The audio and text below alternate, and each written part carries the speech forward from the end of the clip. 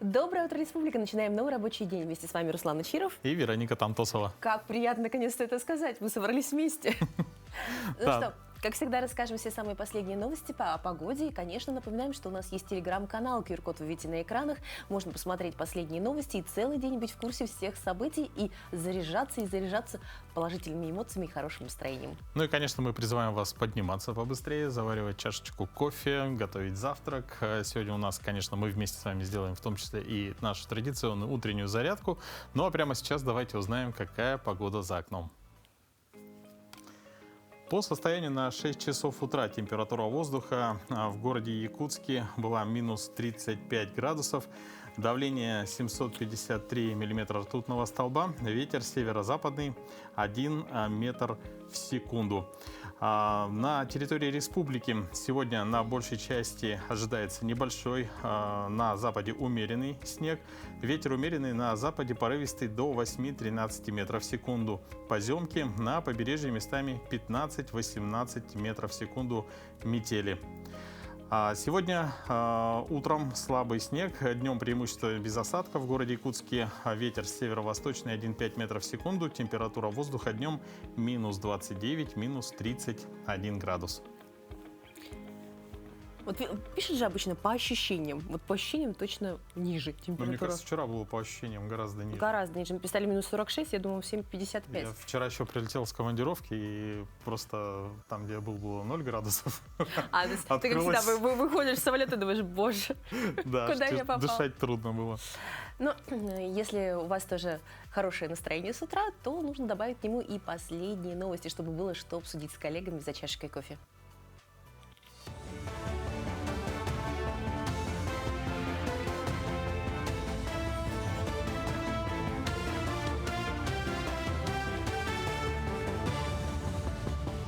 Доброе утро, коллеги. Далее блок новостей. Работодателям необходимо при установлении 13-й зарплаты сотрудникам указывать в документах вид премии, размер, условия получения и срок выплаты. Об этом рассказал юрист, руководитель Центра правопорядка в Москве и области Александр Хаминский. Он напомнил, что 13-я зарплата – это не обязательная выплата, решение о которой принимает работодатель. Кроме того, такая премия не упоминается в законодательстве, а также служит стимулом для сотрудников, укрепляет их мотивацию или корпоративный дух. Тем временем россиянам необходимо уплатить земельные и транспортные налоги, а также налог на имущество за минувший год до 1 декабря года нынешнего. Об этом напомнили в ФНС. Исключение сделали для жителей отдельных районов Курской области, продлив им крайний срок на 12 месяцев. Общая сумма начислений за 2024 год составила порядка 410 миллиардов рублей. Ранее жители начали получать уведомления от ФНС. До 1 декабря гражданам также требуется уплатить налог на доходы физлиц, процентов по банковским вкладам, если суммарный годовой доход по всем депозитам превысил 210 тысяч рублей. В школах Якутска со вчерашнего дня ввели ограничения для профилактики ОРВИ и гриппа, обязательное ношение масок, сокращение уроков до 35 минут, разделение входов по ступеням, утренние фильтры и обеззараживание воздуха с помощью рециркуляторов. Кроме того, школы обязаны своевременно вводить карантины при заболеваемости в группах и классах более 20%. В свою очередь, управление Роспотребнадзора советует соблюдать личную гигиену рук и сокращать посещение массовых мероприятий. При проявлении первых признаков ОРВИ не заниматься самолечением, а незамедлительно обратиться в медорганизации. Как получили приказ, подняли все свои документы по ковиду, это все приказы наши, да, и прошлись по школе, провели профилактическую работу с родителями, законными представителями, через классных руководителей. Уроки все по 35 минут. За счет этого у нас увеличены перемены, что создаст условия, когда дети не будут пересекаться между собой. И мы надеемся, что это не будет влиять на качество образования. В Политехническом лицее презентовали новый кабинет якутского языка и литературы. Он создан по специально разработанному дизайн-коду единого оформления и методического обеспечения кабинетов образовательных учреждений Якутска. Были представлены рекомендации к выбору изображений, стендов для украшения стен, чтобы все кабинеты якутского языка в городе были оформлены в едином стиле. Презентация кабинета приурочена к 3-му республиканскому съезду учителей якутского языка и литературы. Была создана рабочая группа, творческий коллектив, который состоял из учителей якутского языка, актива городского методического объединения учителей якутского языка и национальной культуры, которые провели большую работу по именно содержанию данного кабинета. Помимо содержания, мы большое внимание, конечно, уделили и оформлению этого кабинета. Придумали соответствующий дизайн-код и подготовили бренд-бук данного кабинета.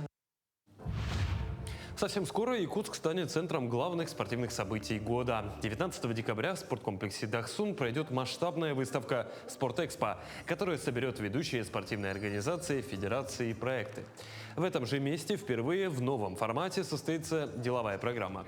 Ну а 20 декабря в культурном центре «Сергеляхские огни» главное торжественное событие – Бал чемпионов, где будут названы лучшие спортсмены, тренеры, общественные деятели и функционеры, которые внесли вклад в развитие спорта Якутии.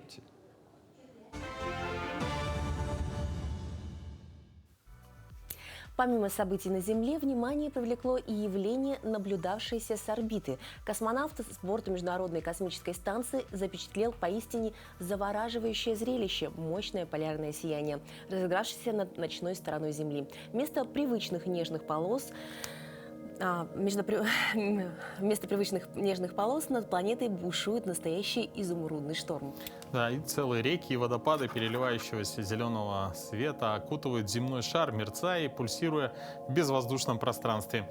Это свечение, рожденное встречей магнитосферы нашей планеты с заряженными частицами солнечного ветра, на сей раз проявило невероятную силу и динамику. С высоты орбиты видно, как светящиеся волны охватывают огромные расстояния, создавая иллюзию живого, дышащего светового океана в космической пустоте. Очень красиво. Потрясающе вообще. Совсем другой вид. Кажется, что это, знаешь, кадры из фильма. Ну, северное сияние вообще даже редкость увидеть с Земли, да, это бывает. Ну, кстати, вот в последнее время много солнечных активностей таких. Ну да, у нас получается магнитные бури, что влияет, соответственно, на то, что мы видим визуально глазом. Ну, очень интересно. Ну и если с орбиты можно наблюдать за глобальными природными явлениями, то современные технологии и кинематограф позволяют в деталях рассмотреть жизнь ее самых редких обитателей. Новый документальный фильм посвящен белым медведям, а его премьерный показ состоится в особом месте на Камчатке.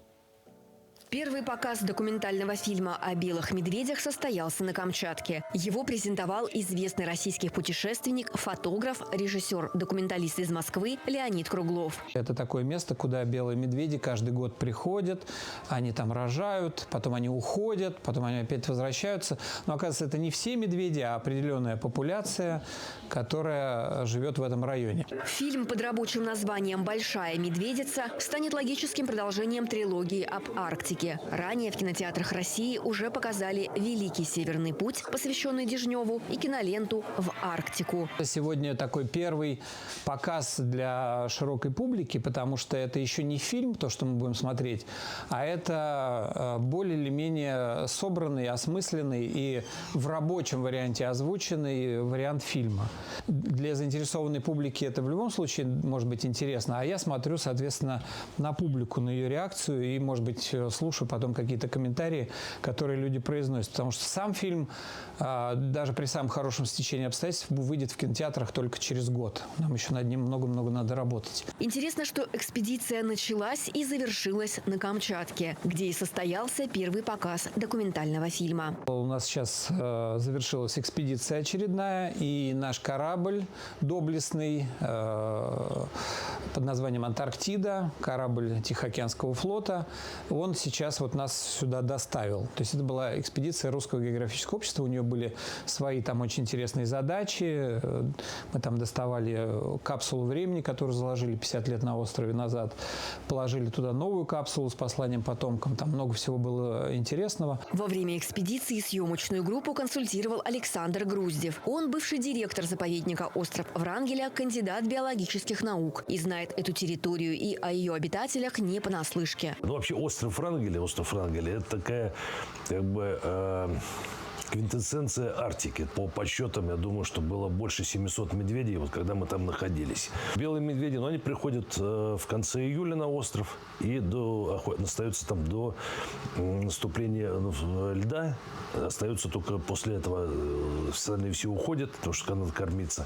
А остаются самки, которые беременные, залегают в берлоге. За месяц на острове Врангеля обнаружили больше 40 берлог белых медведей и сразу 3 самок краснокнижного хищника, родивших по 3 детеныша. Но главной героиней документального фильма стала белая медведица Маша и ее медвежата Вася и Василиса. Маша показала, что белые медведицы, несмотря может быть, благодаря тому, что это одно из самых суровых мест в Арктике, они являются лучшими мамами в животном мире, заботливыми, жертвенными и готовыми на самые настоящие подвиги ради своих детей. Кроме белых медведей в объектив оператора Максима Леменкова попали песцы, волки и даже росомаха. Чтобы снять эффектные кадры, кинематографисты использовали фотоловушки, тепловизоры и квадрокоптеры. Квадрокоптеры использовались в большей степени в тех местах, где нужно подобраться к зверю как можно ближе, не испугав, и чтобы была возможность дольше поснимать. Но часть съемок происходила с дрона, часть съемок происходила с камеры.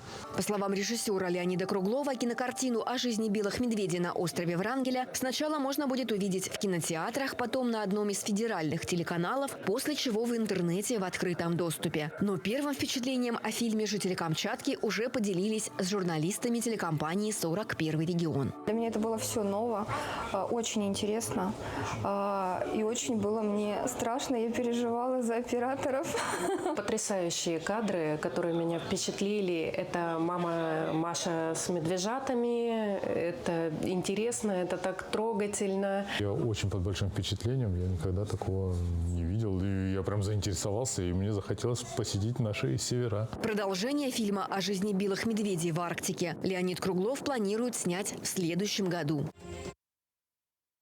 В здоровом теле здоровый дух. Даже если вы сегодня, например, не планируете спускаться по снежным горным склонам или бежать марафон, то наша утренняя зарядка вам поможет держать себя в тонусе и подарит заряд бодрости на весь день.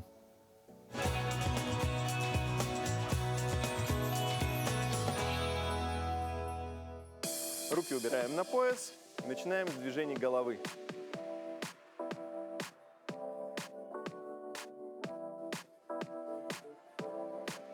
Из стороны в сторону то же самое. По кругу. В обратную сторону.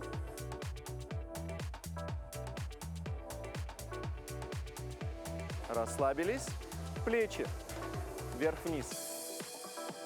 Вниз бросаем с особой силой.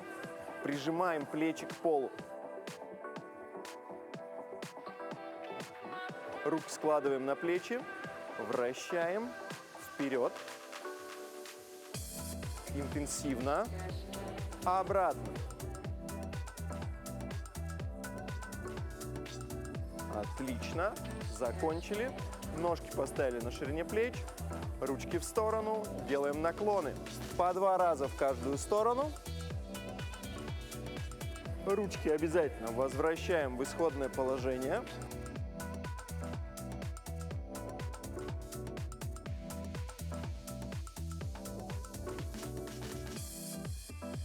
Закончили. Вращаем вокруг себя таз, разминаем тазобедренные суставы. Поменяли направление.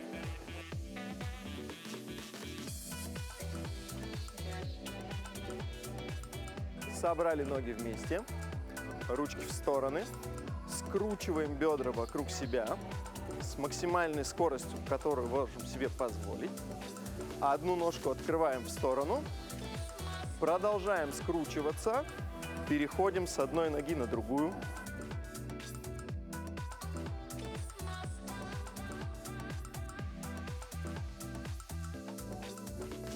Отлично. Ножки на ширине плеч, ручками в сторону потянулись, тянемся. Нижнюю часть корпуса оставляем на месте, колени прямые. Тянемся только за счет грудной клетки.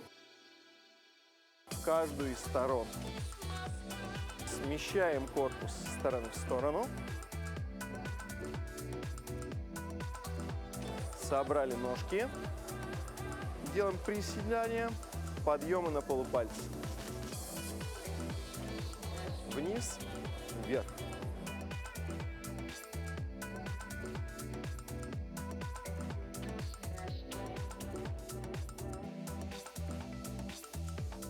Отлично. Повращали стопу.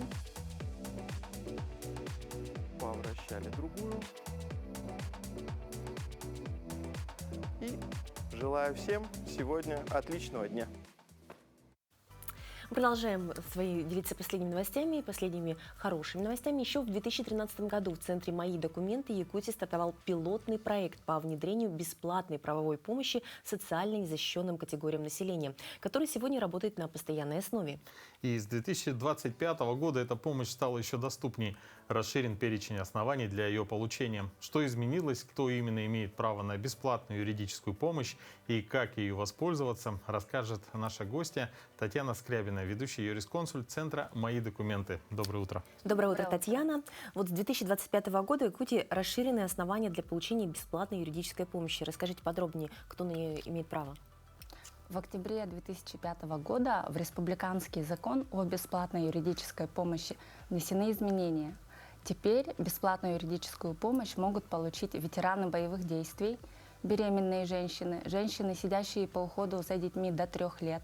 Также расширен перечень состава членов семьи участника СВО братьями, сестрами, бабушками, дедушками, а также фактическими воспитателями участника СВО. Кроме того, дети-сироты и дети, оставшиеся без попечения родителей, теперь могут получать бесплатную юридическую помощь и после достижения ими совершеннолетия по вопросам, связанным с обеспечением жилья. То есть достаточно большой список такой. Да. А какие документы требуются для получения этой услуги? Паспорт. Если обращается представитель, то нужна будет доверенность в простой или нотариальной форме и документ, подтверждающий льготную категорию граждан. Например, многодетные семьи могут предоставить удостоверение о многодетной семье. Какие виды бесплатной юридической помощи можно получить в Центре «Мои документы»? То есть это консультация, а что еще? Да, правовые консультации, устные и в письменном виде. Документы можно будет составить правового характера, различные заявления, жалобы в органы, документы процессуального характера в суд, исковые заявления, жалобы, отзывы, возражения, а также представительство в судах. Ну вот с какими именно житейскими проблемами чаще всего приходят к вашим юристам и с какими вопросами вообще можно обращаться? Чаще всего обращаются по семейным вопросам, по жилищным вопросам, установлению права собственности, взысканию алиментов, установлению отцовства. Также сейчас очень популярен вопрос по установлению факта проживания военнослужащего. Это для получения социальных мер поддержек. Ну вот, если человек относится к льготной категории, может быть, не обладает сейчас всеми документами, может ли он подойти и уточнить, какие документы дополнительно предоставить, чтобы получить полную консультацию, например, представительство в суде? Да, он может подойти либо лично в МФЦ, в головной офис на Амосова, 18, либо в город Нерингри, там тоже сидит юрист. Через районные МФЦ можно будет дистанционно получить. Также можно позвонить в колл-центр. Через приложение МАКС можно будет записаться, также по почте «Россия» и... любым доступным, получается, способом. Да, несколькими способами. Скажите, если гражданин, кто сейчас, например, смотрит нашу программу, подходит под одну из категорий, я думаю, что можно напомнить телезрителям, куда можно обратиться. Да, лично можно будет обратиться, опять-таки, в головной офис МФЦ на Амосова, 18, в город Нерингри, дистанционно через районные отделения МФЦ. Для участников СВО можно будет обратиться в Госфонд, это на Аюнского, 41/1, через своих координаторов надо будет записаться. И все-таки хочется повториться, какие документы точно нужно взять с собой? То есть удостоверение личности получается, да? Да. Доверенность, если обращается через представителя, можно в простой или нотариальной форме и документ, подтверждающий льготную категорию. Ну, а можно ли записаться на какое-то определенное время на консультацию? Да, можно будет предварительно записаться самостоятельно на сайте МФЦ mfcsakha.ru. Через Якутия можно будет направить документы, если не можете подойти, ну и через районное отделение. Ну и получить письменную тогда консультацию. Да. Ну, вроде все подробно рассказали. Спасибо большое. Я думаю, что если вдруг появятся вопросы, обязательно удобным способом люди уточнятся. Ну, а, дорогие друзья, сегодня у нас 25 ноября, и ровно в этот день, в 1339 году, 686 лет назад, завершилось строительство дубовых стен Московского Кремля. В XII веке Москва представляла собой маленькое поселение, такой форпост, защищавший путь к Владимиру. В 1156 году по повелению князя Юрия Долгорукова был построен укрепленный центр поселения – Кремль. Я вот, кстати, сейчас был на обучении, вот я закрыл гештальт, я сходил в мавзолей. То есть я прям сходил на Красную площадь, посмотрел, очень красиво. Ну, чему тебя научить успели? Ну, скоро увидим. Ну, как всегда такая интрига. Ну, мы меняемся местами, поэтому скоро мы увидим, какие сюжеты для нас Руслан приготовил. Ну, а прямо сейчас давайте, правда, узнаем подробнее, чем еще знаменателен сегодняшний день и какими датами и событиями. На календаре 25 ноября. Сегодня День российского военного миротворца, Международный день борьбы за ликвидацию насилия в отношении женщин и День Аланхо в Республике Саха-Якутия. По народному календарю Иван Милостивый. На Руси в это время заканчивались свадебные недели. Следующие браки заключались уже только с окончанием зимы, на Масленицу либо на Красную Горку. На Ивана обращали внимание на приметы. Если выпадал снег или шел дождь, то можно было рассчитывать на продолжительные оттепели до самого видения. Этот день в истории. В 1339 году завершилось строительство дубовых стен Московского Кремля. В 1795 году отрекся от престола последний польский король Станислав II Понятовский. В 1867 году в этот день был изобретен динамит. В 1918 году Розика Швиммер стала первой в истории мировой дипломатии женщиной-послом. В 1935 году в Советском Союзе учрежден орден «Знак почета». А в 1942 году подписано Советско-французское соглашение, положившее начало формированию знаменитой эскадрильи «Нормандия-Неман».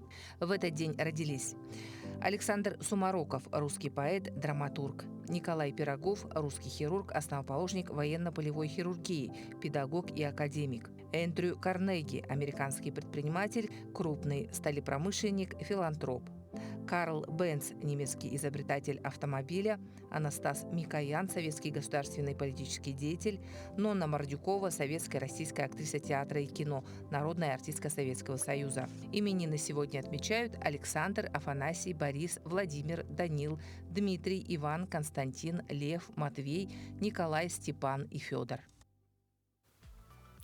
Вот предновогодняя суета – это всегда какие-то традиции. Психологи уверены, крепкая и дружная семья – это во многом результат общих традиций. Они создают чувство принадлежности и уверенности, особенно у детей. Но как эти традиции создать, особенно в нашем стремительном мире? В нашем следующем материале практические советы для современных семей, которые хотят наполнить свою жизнь особыми моментами.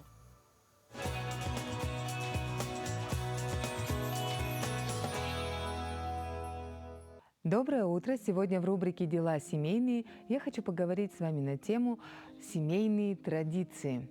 Как же все-таки формировать традиции, если у вас их нет, или вы хотите с нуля создать новые в своей семье? Давайте разберем 5 шагов. Начните с маленьких шагов. Например, пейте чай по вечерам, беседуйте о прошедшем вашем дне.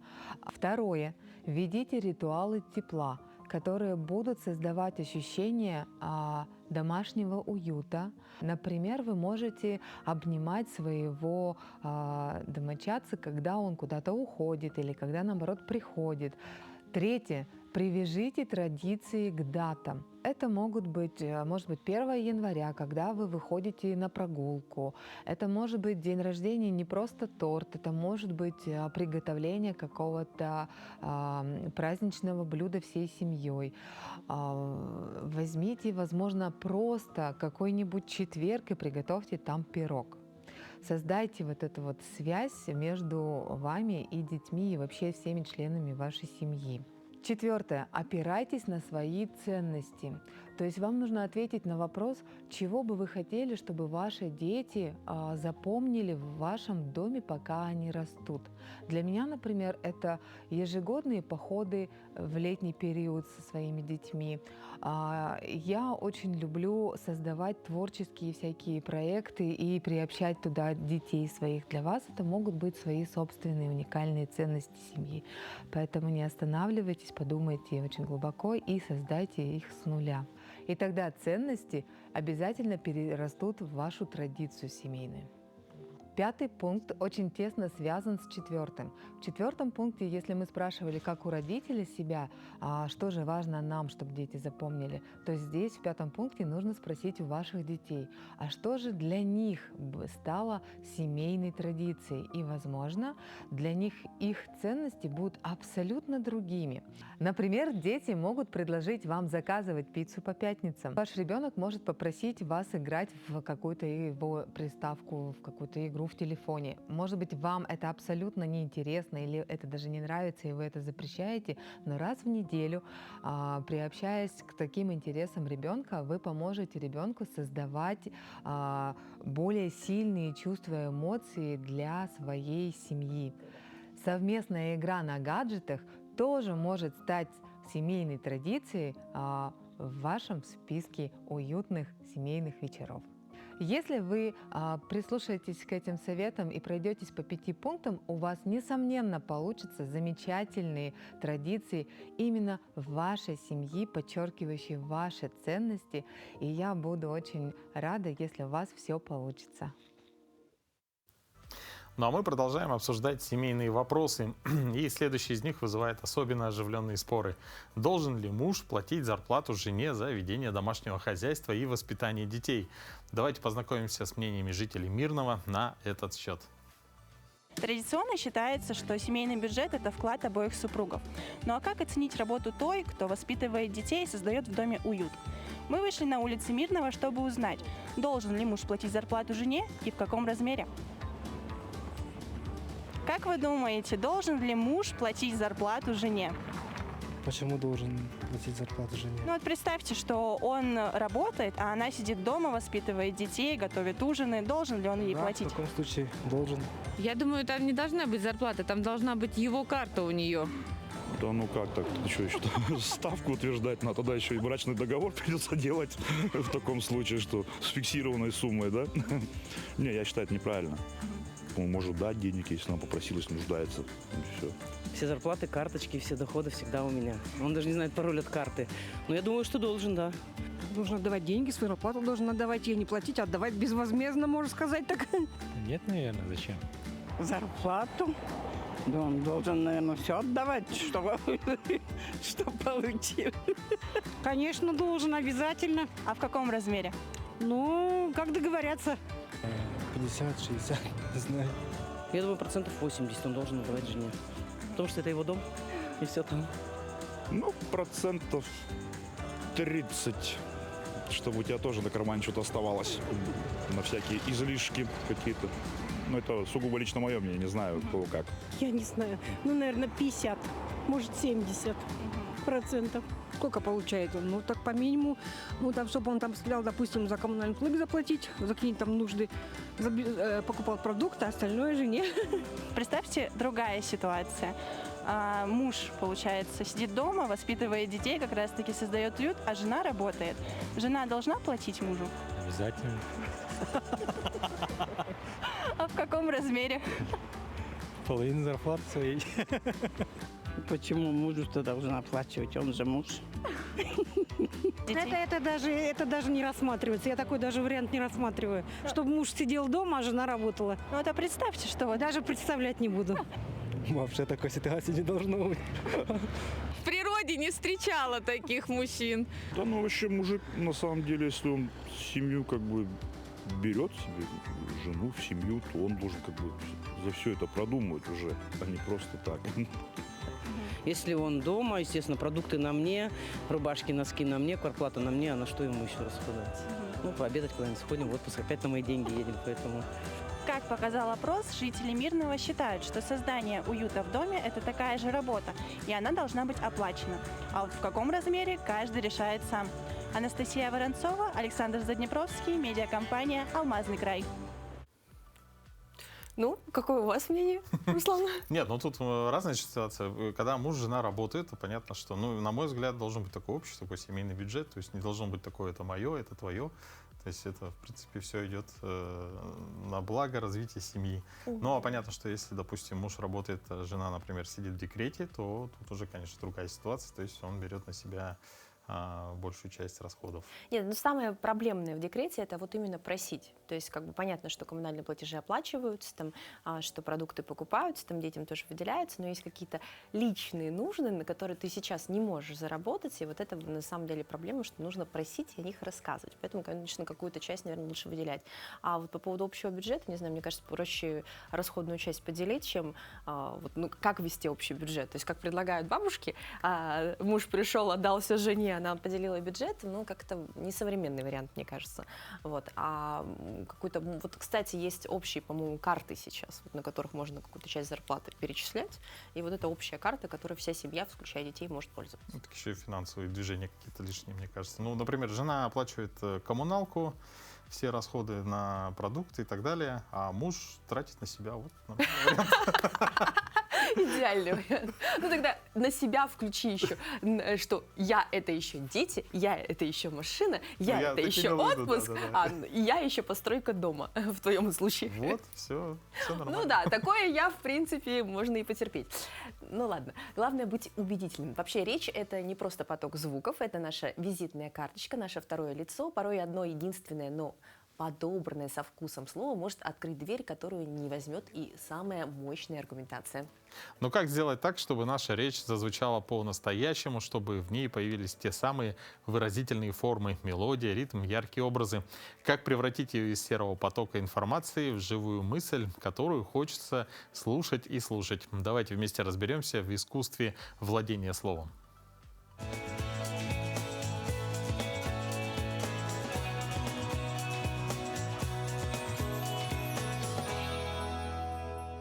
Доброе утро, дорогие телезрители! Во время одной из наших встреч, которая была совсем недавно, мы говорили с вами о грамматических нормах. Грамматические нормы делятся на морфологические и синтаксические. Морфологические нормы иначе еще называют нормы формообразования, потому что они регулируют образование форм существительных, прилагательных, наречий или глаголов. И обычно с этими нормами у носителей языка проблем не возникает. Ну, чаще всего, скажем так, да? Например, большинство конкретных существительных имеют все формы падежа. Ну, например, слово «столы» имеет все 6 падежей в единственном числе и 6 форм падежей во множественном числе. Или, например, «апельсины». Но такое же может происходить и со словами, которые обозначают другие существительные, не конкретные, вещественные или собирательные. Но, как всегда, есть хитренькие слова. Чаще всего такими хитренькими словами, у которых есть не все падежные формы, являются слова заимствованными. Например, слово «тамада», которое было заимствовано из грузинского языка. У этого слова есть все формы единственного числа, а вот во множественном только 4. В именительном падеже это кто? Тамады. В дательном я подойду к кому? К тамадам. Праздник организован кем? Творительный падеж. Тамадами. И я думаю все время о ком? О хороших тамадах. Это предложенный падеж. Такие существительные имеют неполную парадигму, и их нужно запоминать. Давайте говорить правильно. Всего доброго! В наших библиотеках, ведь все начинается с книги, хранится немало книг, прошедших через десятилетия, но некоторые из них это не просто сборники текстов, а настоящие памятники своей эпохи. Речь идет об уникальном издании положения Якутской фельдшерской школе. Скромный, на первый взгляд, документ конца XIX века на самом деле стал краеугольным камнем в основании системы здравоохранения всего Якутского края.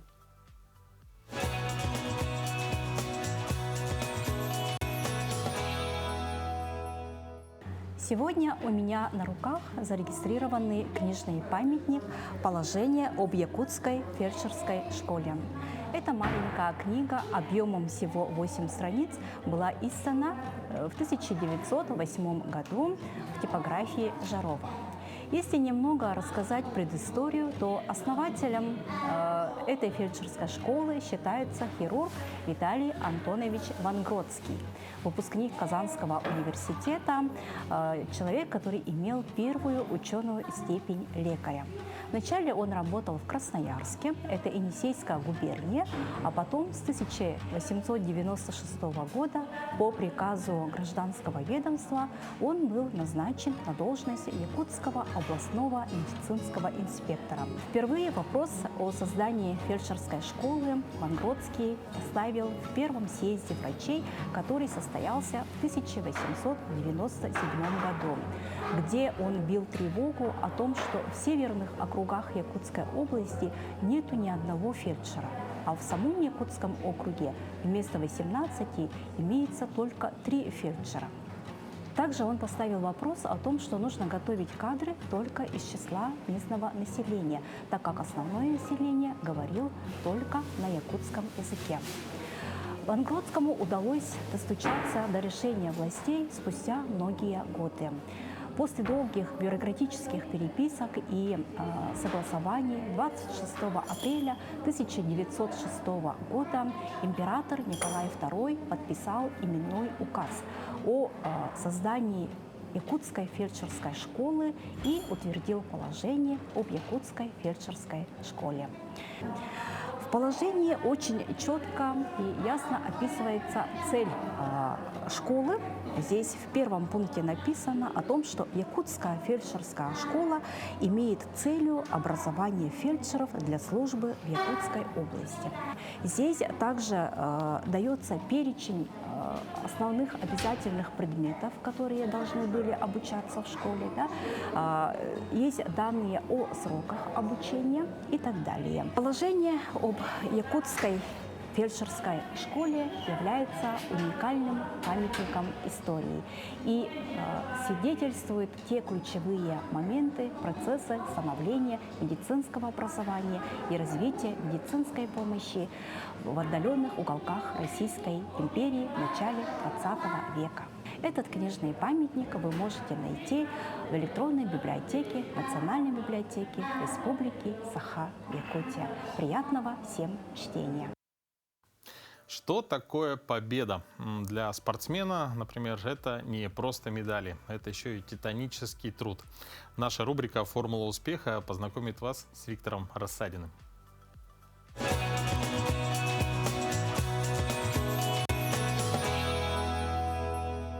Доброе утро. Я Виктор Рассадин, являюсь борцом вольного стиля. Первые мои шаги я сделал в своем районе, в Среднеколымском. В те годы у нас не было такой инфраструктуры, залов, кружков таких особо не было. Поэтому мы парни с улицы. И, так как у нас номер один спорт в Якутии – это вольная борьба, поэтому в каждом районе, почти в каждой деревне, можно сказать, были секции вольной борьбы. И вот с ребятами как-то мы попали в зал, и нам понравилось. Нашли себя чем занять. Вот как-то мои первые шаги в спорте начались оттуда. Я был совсем юнцом, можно сказать. Не думал, но мне очень нравилось заниматься этим видом спорта. И ребята тоже поддерживали, поэтому как-то это все вот превратилось в мечту, в эту вот жизненную рутину. В этом виде спорта ты никого не обманешь, ни себя, ни соперника. не судьи, здесь только такая работа каждый день. В первую очередь это дисциплина, конечно же. Дисциплина. На второе место можно поставить это упорство и труд. А на третье место это все-таки, наверное, характер и сила воли. Тяжело это все удержать, но если хотя бы большую часть процентов, то я думаю, уже какой-то результат будет. Поражения для меня всегда тяжело через меня проходили. Все равно вот в этом году тоже на чемпионате мира я тоже вот, честно сказать, вообще столько я готовился, и вот так получилось, что я в первом кругу вылетел, и вообще вот как до дома добрался, я даже дорогу не запомнил. Так все время думал, смотрел на награждение, тоже вообще не верил в это, что меня там не было. Очень тяжело, на самом деле тяжело очень проходит, но я взрослый человек, я понимаю, что такое спорт, что такое поражение и победа. Есть такие поражения, которые делают тебя сильнее, которые ты понимаешь, что на самом деле это лучше проиграть сильному, чем выиграть слабому. Основная задача моя — это 2028 год, Лос-Анджелес. Я буду делать все возможное, что в моих силах. Команда будет, руководство тоже очень сильно работает. Такие условия у нас, поэтому я буду готовиться, но я не знаю, что будет завтра. Конечно,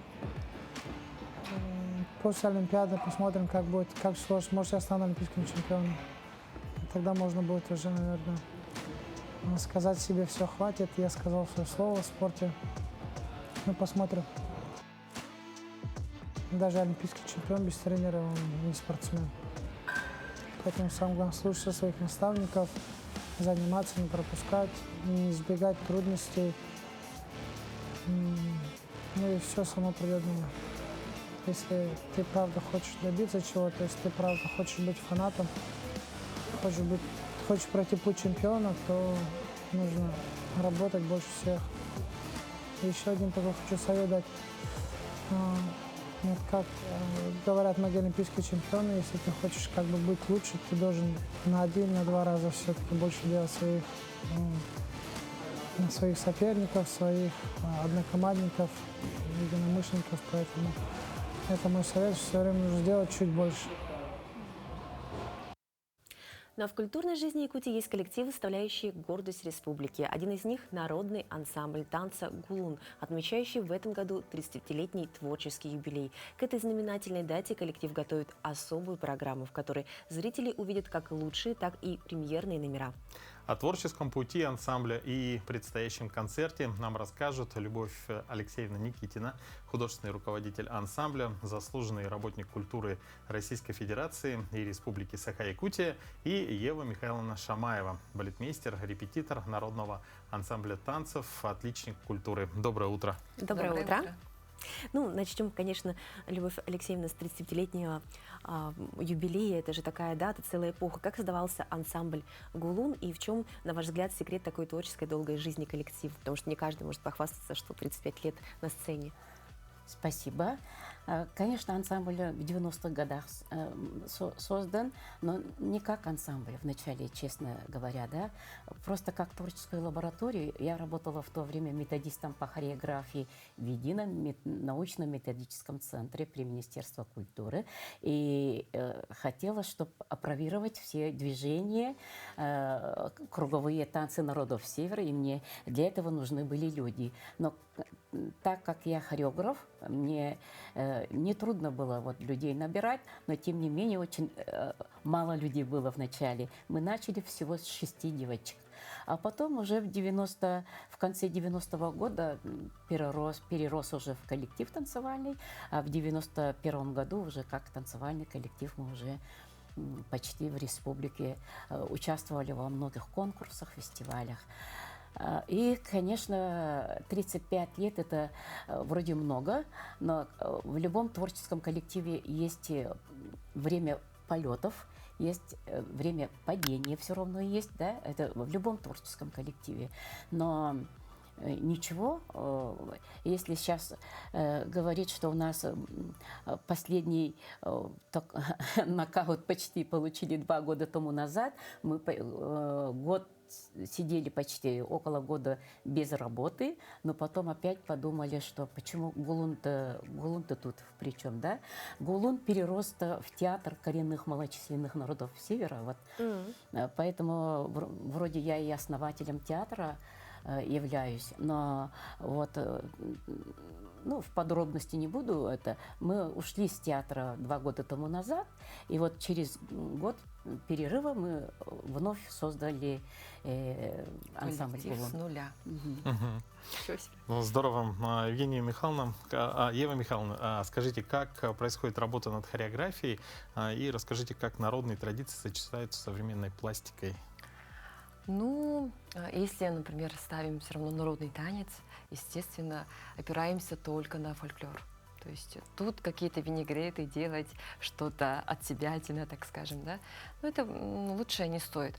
Но все же время идет, все-таки, так сказать, мода меняется, да, и поэтому бывают и такие стилизованные номера. Если, например, музыка у нас стилизованная, да, что-то современное тоже добавляем.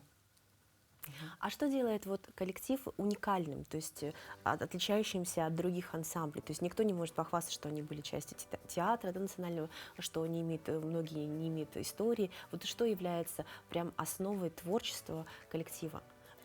Ага, ну, у нас в Якутии вообще танцующие, да, очень много коллективов хороших, да.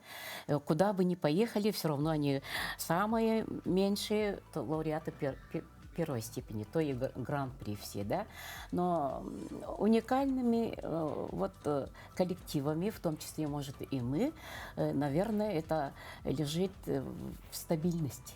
Это очень кропотливая и стабильная работа. Если и надо быть всем фанатами, любить танец. Да, руководитель любит свою профессию, также много дает, также люди пришли у вас танцевать, также фанатично занимаются. Ну и, конечно, репертуар. Прежде всего, репертуар любого коллектива. Будет искусство там, театра, да, танцевальные коллективы. Это репертуар. Это должны быть очень уникальные номера, уникальные танцоры. Тогда будет все в целом уникальность. И мы постепенно подходим к юбилейному концерту. Ну, это вообще всегда особое событие, да, юбилейный концерт. И какие именно номера войдут в программу, и будут ли там и легендарные, да, номера ансамбля, и новые постановки? Да, еще раз я повторюсь, мы всего год, да, совершенно новый. Ну, у разбитого корыта, как бы, да, мы 35 лет тому назад также мы образовались, и в этом году также мы образовались с нуля. Школьники есть, рабочая молодежь, студенты, сборная и возраст разный. Но, тем не менее, мы собрали людей за год и восстановили только, вот, ну, не только, есть новые номера, но восстановились такие самые... Золотой фонд Гулуна, которые танцы вошли, мы эти танцы восстановили. Так-то в репертуаре я считала примерно больше 100 постановок за весь этот период. Но мы восстановили, вот, которые вот коронками стали. Да. Но говорят, что и удалось собрать и старый коллектив, то есть что кто-то именно на концерте будет уникальная возможность посмотреть людей, которые ранее участвовали. Я вот именно хочу остановиться, можно, да, потому что это очень... В первую очередь, очень дружный коллектив. Вот до сих пор в течение 35 лет они не потерялись, связь держат. И приехали. Представляете, это с Оленька приехать за 74 тысячи билет купить, и только за один вечер, чтобы с нами побыть и танцевать, люди едут оттуда. С Аймекона, северяне все едут к нам. И даже который человек... военной операции, в реабилитации лежит, вышел и хочет с нами потанцевать, и говорит, ну я хромаю, может, на сцене не упаду, наверное, да. Вот, конечно, это очень трепетно, это очень волнительно, и я очень благодарна вот первому составу. Все так прямо... волнительно. Ну, очень да, волнительно. конечно, это для вообще, мне кажется, человек, который творческий и отдал танцу много лет, это, мне кажется, огромное событие. То есть это как, наверное, семья, да? Можно, наверное, так сказать? семья. Да, большая семья. Ну, юбилейным концертом более-менее понятно, что мы видим все самое интересное, то есть что было в репертуаре. Увидим, более того, некоторые, видимо, номера в исполнении тех, кто их когда-то впервые учил. Да. Вот, это очень здорово, потому что уникальная возможность. Насколько нам известно, билетов уже нет. Да. Да, на 2 концерта. Второй концерт — это по просьбам уже. А мы думали, этого нет, помещения нет, как, и люди устали, да. И к нам очень навстречу пошел вот именно директор культурного центра «Сергеляхские огни» Константинов Алексей Анатольевич. Вообще здорово помог нам устроить второй концерт. Какие в дальнейшем планы? Планы на самом-то деле уже есть. Мы в следующем году планируем уже новый концерт, выйти с новым другой репертуар, другое направление немножко даже будет такое, так скажем. Ну и, конечно, после Нового года будем делать дополнительные наборы. То есть будет возможность влиться в вашу дружную семью? Да. Какие требования? Ну, девочек берем с подготовкой, которые уже танцевали ранее, имеют какой-то опыт. А мальчиков берем можно и без подготовки, как всегда. Ну, мы вас поздравляем и, конечно, желаем дальнейших творческих успехов и будем следить за вашим творчеством. Спасибо. Желаем успешного проведения концерта, ну и обязательно наверняка кадры увидим. Спасибо большое. Ну, а сейчас мы передаем слово нашим коллегам из блока новостей.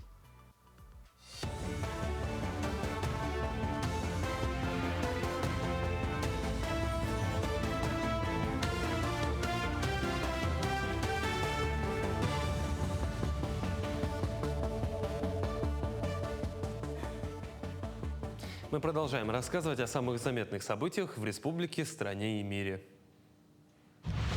С 24 по 30 ноября в Якутии проводится первый этап межведомственной профилактической акции «Безопасный лед». В рамках мероприятия спасатели службы спасения, госинспекторы, ГИМС, представители административных комиссий и общественных организаций осуществляют патрулирование, рейды и беседы с населением, а также занятия в учебных заведениях. Основная цель акции – предупредить происшествия и несчастные случаи на водных объектах в период становления ледового покрова. Спасатели напоминают водителям об опасности несанкционированных выездов на лед и необходимости строго соблюдать требования всех информационных знаков при передвижении по официальным ледовым переправам. Новые правила применения дорожных знаков вступят в силу в России с 1 января следующего года, что связано с обновлением 2 профильных ГОСТов. Одним из ключевых изменений является возможность дублирования знака «Ограниченная максимальная скорость» на дорогах с одной полосой для движения в каждом направлении. Кроме того, изменения касаются и знаков, расположенных у лежачих полицейских. Теперь в населенных пунктах не обязательно устанавливать предупреждающий знак «Искусственная неровность», если имеется новый знак «Рекомендуемая скорость при проезде искусственной неровности». Этот знак выполнен в виде белого прямоугольника с синим квадратом в верхней части, где указана рекомендованная скорость, а в нижней – обозначение «искусственная неровность». С 2028 года в Якутии с федеральным финансированием начнется строительство 8 новых школ и 7 детских садов. В перечень вошли объекты, предусмотренные мастер-планами Якутска и Нерюнгри. Школы, рассчитанные на 5600 мест, и детские сады на 2000 мест будут построены в столице и пригородах. Кроме того, под федеральное финансирование попадает и строительство учебно-лабораторного корпуса на 120 мест для экспериментальной школы-интерната «Арктика» в Нерюнгри, а также школы на 990 мест в Вилюйске. В центральной бане Амги ведется капитальный ремонт, работы ведет коммунсервис. Сам объект, построенный в 1981 году, был в плачевном состоянии. Постоянная сырость, перепады температуры, другая агрессивная среда сделали свое дело. Поэтому во избежание аварийных ситуаций принято решение сделать капремонт. Средства на работы выделила администрация района. В настоящее время на объекте ведутся активные ремонтные работы внутренней отделки помещений. Работа начинается утром 8 часов до 7 работаем. В данный момент идут демонтажные работы, очистка, убираем старые эти. После этого начнем черновые виды работ. Ну, дай бог, надеемся успеть в срок. На термометре минус 40, а значит, самое время проверять на прочность изобретения ученых. В Якутске провели испытание устройства для забора воды. Технология проста, но эффективна. На шланг надевают наконечник в виде конуса, благодаря которому лед не препятствует проходу воды. У такой задумки может быть множество применений: и тушение пожаров, и обустройство зимников, да и в быту. Идея принадлежит ветерану пожарной службы из Архангельской области Вячеславу Круглову. Сами испытания разработки, к слову, дали старт Северному форуму по устойчивому развитию. Принцип работы устройства заключается в том, что мы берем шнековый ледобур и в один прием сверлим лунку. Значит, метровый лед, если для пожарной автоцистерны, мы сверлим 2 лунки, потому что надо ставить 2 устройства, чтобы производительности насоса хватало. Если говорить о насосах, то производительность насоса пожарного автомобиля, насос нормального давления, может быть 40-50 литров в секунду. То есть, чтобы обеспечить, вот это все обеспечило и работало нормально на полную мощность, ну, как бы задача была выполнить вот это. Это были все новости к этому часу. Всего хорошего, удачного дня и оставайтесь на нашем телеканале. Ну а мы присоединяемся к нашим коллегам. Желаем вам отличного начала, хорошего, бодрого дня. И... Отличного настроения, и начинайте каждое утро вместе с нами на «Утро Якутии». Оно тогда непременно будет добрым. Ну, уже завтра в это же время на наших телеканалах Якутия-24, НВК СХ мы вновь с вами увидимся и узнаем много нового. До новой встречи!